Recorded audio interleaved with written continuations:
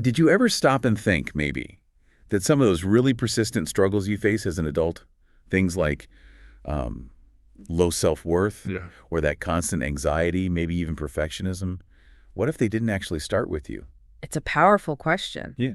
The sources we looked at suggest they can be, well, a kind of psychological Right, inheritance. an inheritance. Yeah. So today we're doing a deep dive trying to unpack how family secrets can curdle into what's called toxic shame.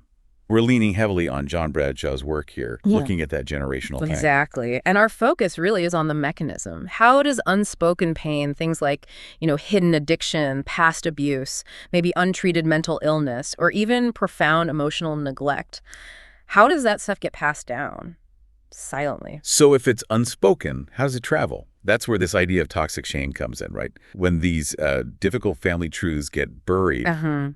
denied, Mm. they seem to crystallize into this deep-seated shame. And the crucial thing here, the really critical distinction, is that toxic shame isn't just feeling bad about something you did. It's not, I did something bad. Okay. It's this hidden, pervasive belief.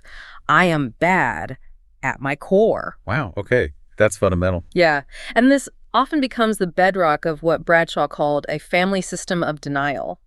For a child growing up in that, silence becomes survival. Their whole sense of self gets shaped around this big secret the family won't touch. That makes sense. But how do you even start to untangle that if it's woven in so early? How does this denial keep going generation after generation? Well, it often operates like an invisible script. It just runs silently in the background. We don't just inherit eye color, we inherit these emotional patterns too. Invisible script. Yeah. So families unconsciously fall into these repeating roles. You see it all the time. The controlling parent, the overly compliant, silent child, the person who's always rescuing everyone. Or the scapegoat. Or the scapegoat, exactly. The one carrying the shame for everyone else.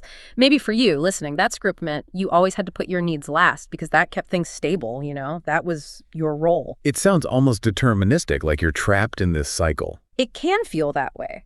But the way out, the way to break that cycle, Bradshaw argued, is naming the secret. Naming it. Giving it language. Yeah. Because his insight was really clear. What we don't talk about controls us. The moment you bring it into the open, the power starts to shift. Okay, so bringing it into the light is key.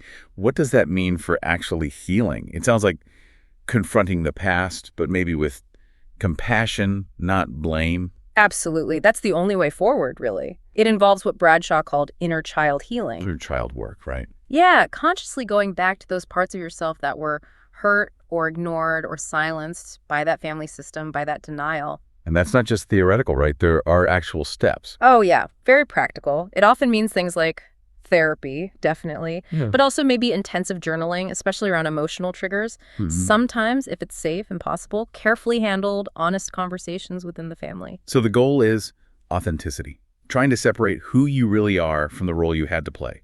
Exactly. You're trying to find your true self underneath that role, but it takes letting go, a lot of letting go. That sounds incredibly difficult. It is. And the bridge, the thing that helps transform that toxic shame into real self-acceptance is forgiveness.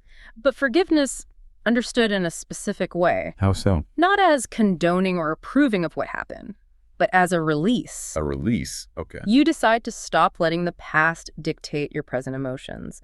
You might forgive parents or caregivers, not for their actions necessarily, but for what they perhaps didn't know or simply couldn't give you at the time because of their own history. That's a powerful reframe. So the core message seems to be that family secrets really lose their grip the moment they're brought out into the open. And Bradshaw really summed up the necessity of facing this pain head on. He said, "We cannot heal what we refuse to feel." We cannot heal what we refuse to feel. That really sticks with you. So, and maybe a final thought for everyone listening.